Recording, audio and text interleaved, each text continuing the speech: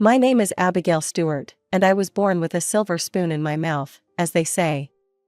Not that I realized it at first. When you grow up wealthy, you think everyone lives like you do. Our family owned the largest chain of pharmacies in the state, Stewart Pharmaceuticals. It wasn't just a business, it was my grandfather's legacy. He built it from nothing, and my father David inherited it when I was just a kid. The business became my father's whole identity. He'd walk into our massive Victorian house after work, loosen his expensive tie, and start talking about profit margins before even saying hello. Another record quarter, he'd announce at dinner, while my mother Margaret nodded approvingly, adjusting her pearl necklace. This is what I'm going to pass down to my children someday. My older brother James would just push his food around the plate during these conversations. Even at 12, while I was still playing with dolls, he was more interested in ancient civilizations than profit margins. He'd try to change the subject to his latest archaeological discovery from the backyard, but Dad would just wave it off. I was different, though. Even as a kid, I loved helping out at the pharmacies. By the time I was 14, I knew all our regular customers by name and could recite our inventory like the alphabet. Dad noticed. Now that's my girl, he'd beam when I'd tell him about helping an elderly customer find the right medication or suggesting a new display arrangement that increased sales. She's got business in her blood. The shift happened gradually.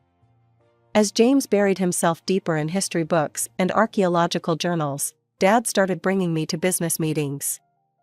By 16, I was doing inventory counts and helping with basic accounting. "Watch and learn, Abigail," Dad would say, showing me how to review contracts. "This will all be yours someday." My mother was thrilled too. Finally, someone to carry on the family tradition properly, she'd say, giving me expensive business suits for my birthday while James got cheap history books. I remember the day James announced he was going to study archaeology in college. We were having dinner in our formal dining room, the one with the crystal chandelier that cost more than most cars. "You're what?" Dad exploded, his fork clattering against the fine china. "No son of mine is going to waste his life digging in the dirt." "David, please," Mom tried to calm him down, but her face showed she agreed with him. "It's what I love, Dad," James said quietly but firmly. "I've already been accepted to the program, and Professor Anderson says I have real potential."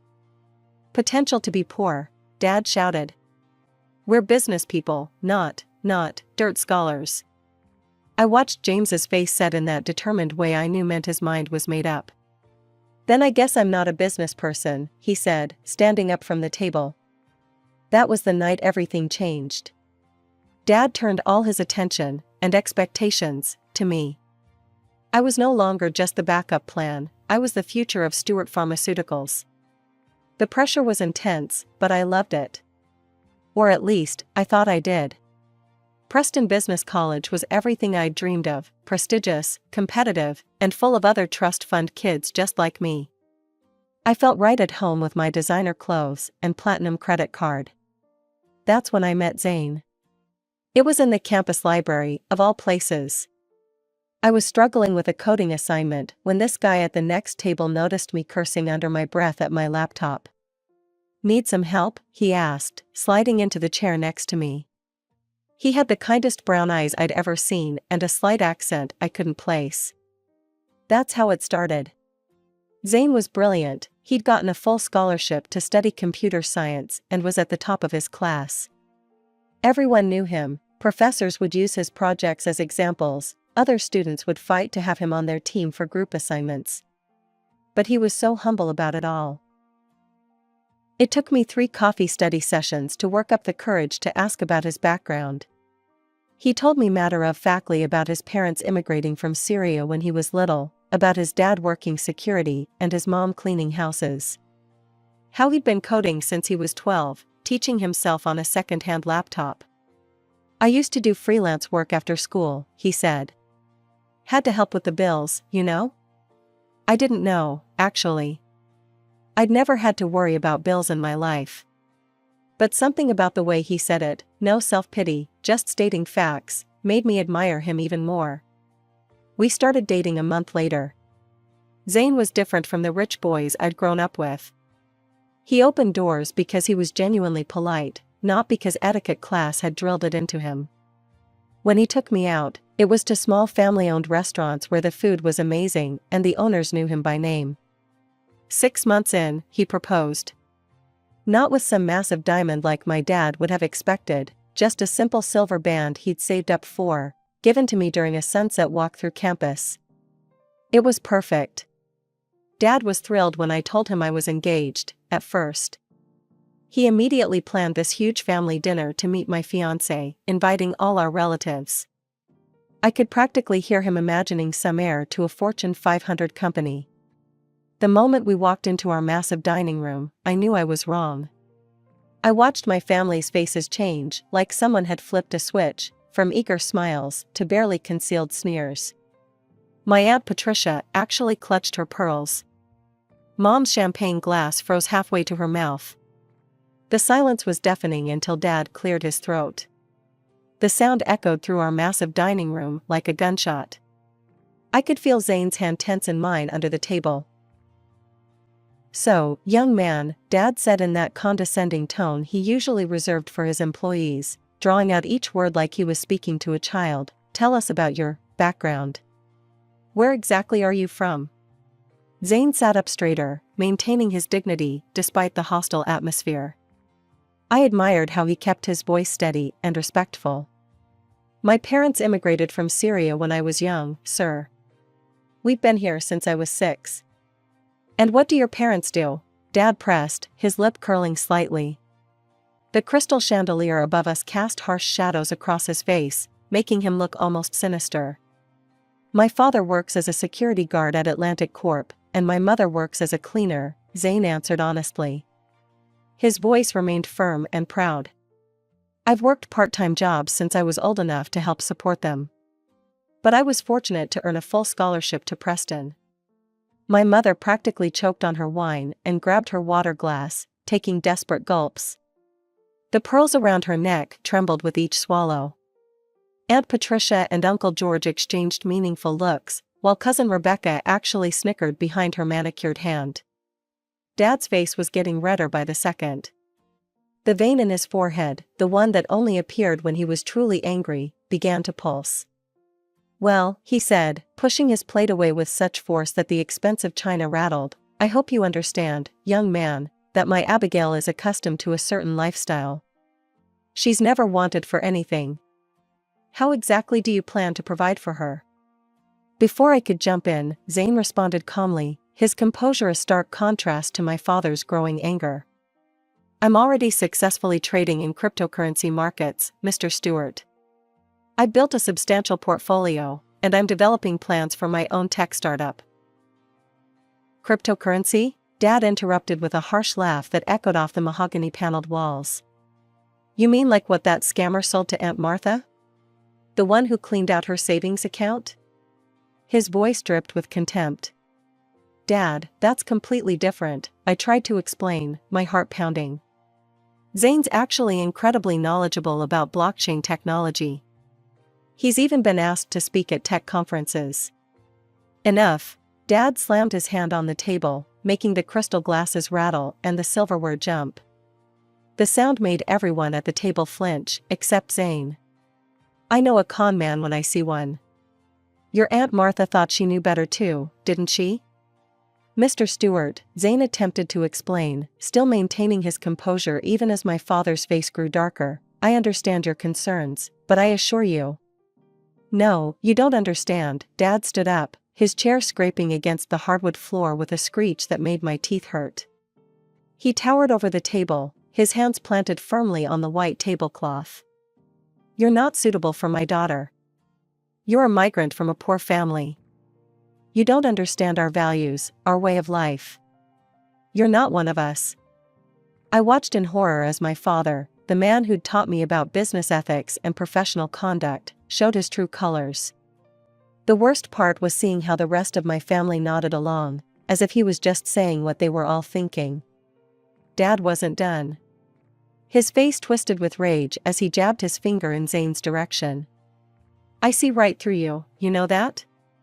You're just another gold digger with a sob story, trying to get your hands on my daughter's inheritance. David, please, Mom interrupted, but not to defend Zane. She turned to me with what she probably thought was a motherly expression. Honey, you're too young for marriage. Finish college first, come work at the company like we planned. There's plenty of time to think about marriage, with someone more suitable. Uncle George cleared his throat. He's probably just after the pharmacy chain, David. These people are clever that way. Remember the Martinez boy who tried dating Rebecca? Aunt Patricia chimed in, talking about Zane as if he wasn't even there. Same thing, all charm until they get what they want. I watched Zane's face as my family continued their verbal assault. He sat perfectly still, his expression composed, but I could see the slight tightening around his eyes, the way his knuckles whitened as he gripped his water glass. What kind of future could you possibly offer her? Dad sneered. Living in some tiny apartment, eating microwave dinners, while you waste time on your imaginary internet money? That was it. Something inside me snapped. I stood up so quickly, my chair fell backward with a crash. Stop it. All of you, just stop. My voice shook with rage. You should be ashamed of yourselves. You're acting like entitled, prejudiced snobs. Abigail, Mom gasped, clutching her pearls. No, Mom, I'm done. I reached for Zane's hand. I've never been more embarrassed to be part of this family than I am right now. Come on, Zane, we're leaving. We walked toward the door, heads held high, while my relatives muttered and whispered behind us. Dad's voice boomed through the foyer as we reached for our coats. You walk out that door with him, Abigail, and you'll regret it. Do you hear me? After everything we've invested in you? All the money we spent on your education, your future? You owe us. I turned back one last time, meeting his furious gaze. The only thing I owe you is the courtesy of walking out instead of telling you exactly what I think of you right now. I heard him shouting about debts and obligations as we walked to Zane's car, but I didn't look back. Some debts, I was learning, weren't worth paying. A year flew by like a dream. Zane and I finished college, him with highest honors in computer science, me with my business degree. We'd moved into a modest apartment, and despite my family's dire predictions, we were happy. So when Zane suggested we stop waiting and get married that summer, I didn't hesitate. I spent hours crafting the perfect wedding announcement for social media. I posted a beautiful engagement photo of us, with a heartfelt message about love transcending boundaries. The responses started rolling in almost immediately. Not congratulations, attacks. Cousin Rebecca, I can't believe you're still with that fortune hunter. Count me out. Aunt Patricia, your poor parents must be so disappointed. We raised you better than this. Uncle George, no self-respecting steward would attend this travesty. My phone kept buzzing with notifications, each one more cruel than the last. I finally had to turn it off when my mother's comment appeared, "You're making the biggest mistake of your life. Don't expect us there." I cried for hours that night, while Zane held me and whispered that we could postpone, that maybe they just needed more time. But I was done waiting for my family to change. No, I said, wiping my eyes. We're getting married. With or without them. I didn't expect James to come. My brother was in the middle of an important dig in Egypt, something about a previously undiscovered tomb. But 2 days before the wedding, he showed up at our apartment door, covered in desert dust and grinning. You think I'd miss my little sister's wedding? He said, pulling me into a bear hug. Besides, someone's got to walk you down the aisle. The wedding was small but beautiful. We held it in a garden, with fairy lights twinkling in the trees. Zane's family filled one side of the aisle, warm, welcoming people who had embraced me as their own from day one. My side was painfully empty, save for James and a couple of distant cousins who had dared to defy the family boycott. A year passed. Zane's tech career was taking off, and I'd started my own small business consultancy.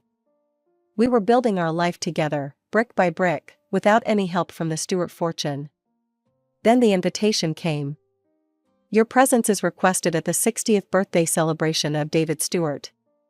My hand shook as I read it. After all this time, were they finally ready to make peace? I showed it to Zane, who squeezed my hand.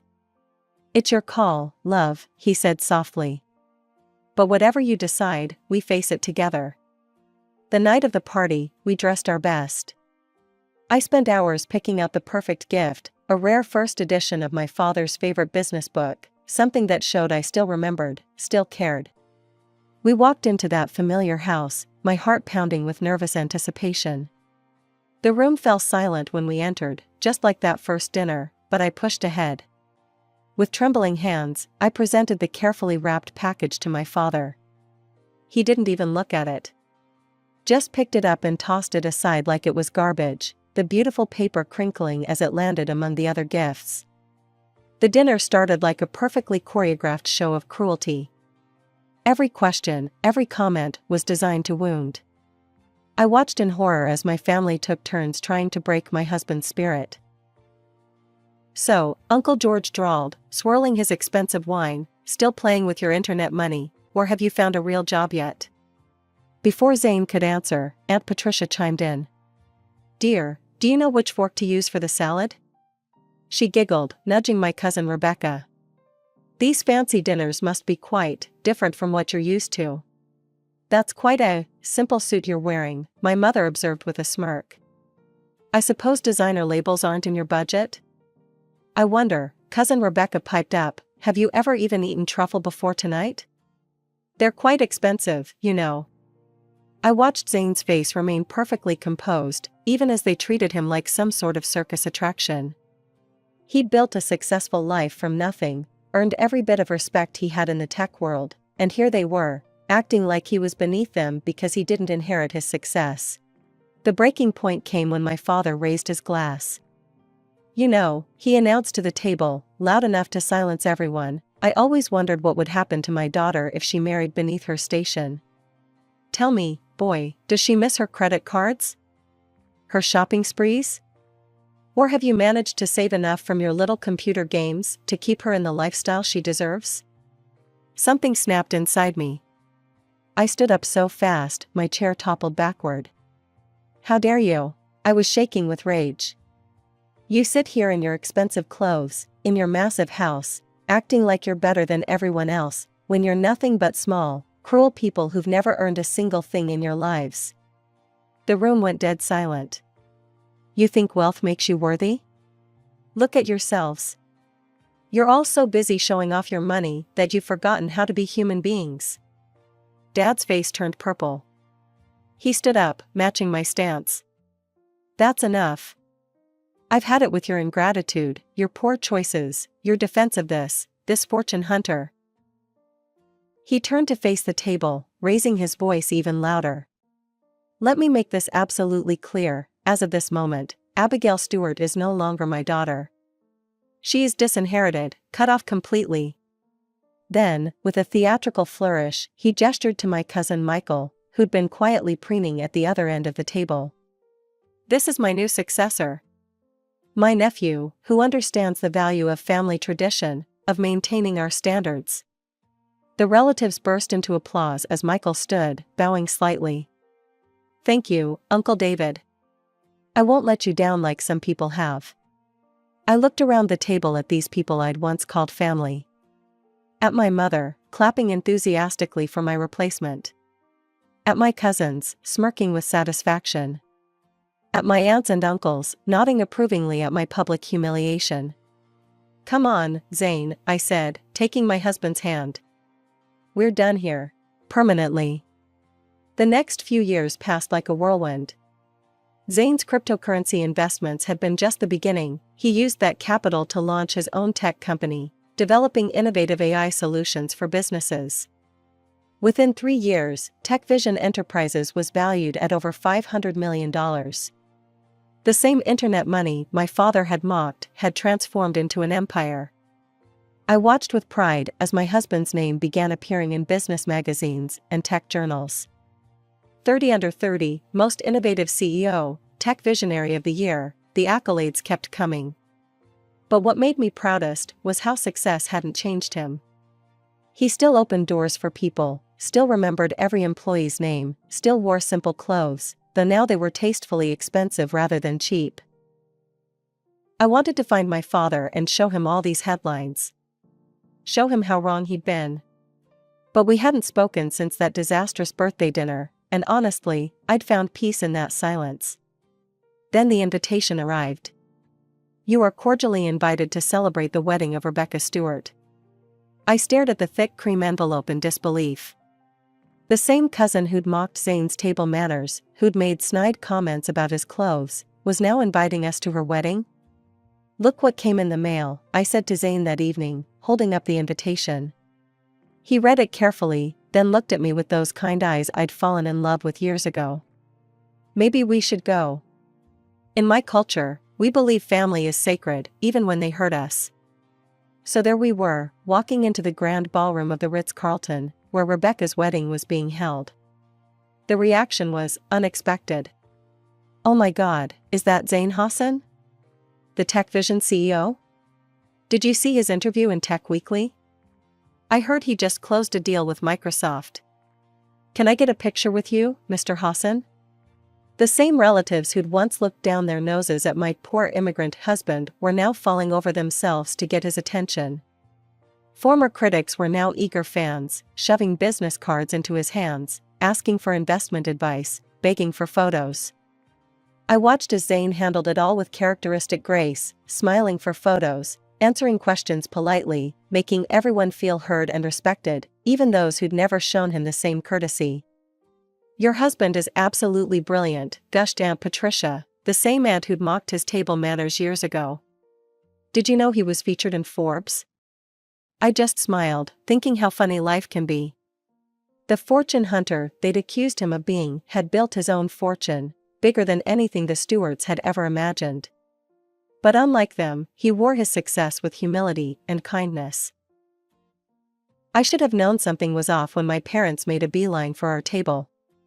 Mom was wearing her most ingratiating smile, the one she usually reserved for wealthy potential investors, while Dad had plastered on his best business face. Darling, Mom cooed, air-kissing my cheeks. And Zane? We've been following your incredible success in the news. So proud to call you family. I couldn't help myself. Really? The same poor immigrant you couldn't bear to have at your table a few years ago? They flinched, but recovered quickly. Dad cleared his throat, loosening his collar, which, I noticed, wasn't from his usual luxury brand. Water under the bridge, sweetheart. Family is family, right? Then came the real reason for their sudden change of heart. Over the wedding appetizers, the story spilled out. Michael, their precious replacement heir, had nearly destroyed Stewart Pharmaceuticals. In his eagerness to cut costs, he'd signed contracts with shady suppliers. Now they were facing multiple lawsuits for selling counterfeit medications. The FDA is investigating, Dad said, his voice dropping to a whisper. The banks won't touch us. We're in trouble, princess. The legal fees alone. Mom dabbed at her eyes with her napkin. We've had to mortgage everything. Dad reached across the table, placing his hand over Zane's. Son, I know we got off on the wrong foot, but you're family. And family helps family, right? We just need a loan to tide us over. A few million should do it. I saw Zane's face soften with sympathy. My husband, always so quick to forgive, was already reaching for his checkbook. I placed my hand over his, stopping him. Family helps family? I repeated, my voice ice cold. Funny, I remember you specifically saying we weren't family anymore. In fact, didn't you disown me? Twice? Now, Abigail, Dad's voice took on that warning tone from my childhood, after everything we'd done for you. You taught me some valuable lessons, Dad, I cut him off. Like how not to give money to strangers. Isn't that what you always said? His face turned that familiar shade of purple. You ungrateful little. And about keeping high standards, I continued, my voice carrying just as the wedding DJ asked everyone to raise their glasses to the happy couple. So I'm sorry, but I don't associate with people who sell fake medications to sick people just to save a buck. Dad exploded, jumping to his feet. How dare you? After everything I've done for you. I raised you, educated you. And disowned me, I finished, standing calmly. Twice. Let's make it 3 times. You can disown me again if you'd like, but it won't change my answer. Taking Zane's hand, we walked out of the reception, my father's curses following us just like they had years ago. Only this time, I was smiling. That was 3 years ago. James keeps me updated on family news, not that I ask. The mighty Stewart Pharmaceuticals went bankrupt. The mansion where I grew up was sold at auction. Dad and Mom downsized to a condo, selling their luxury cars and Mom's precious jewelry to pay legal fees. Sometimes I think about that dinner years ago, when Dad called Zane a fortune hunter. Life has a funny way of showing us who people really are. My poor immigrant husband built an empire through hard work and integrity, while my respectable family lost everything through greed and shortcuts. But you know what? I learned that real wealth isn't about money at all. It's about having people in your life who stand by you when it matters, who lift you up instead of tearing you down. By that measure, I'm the richest woman in the world.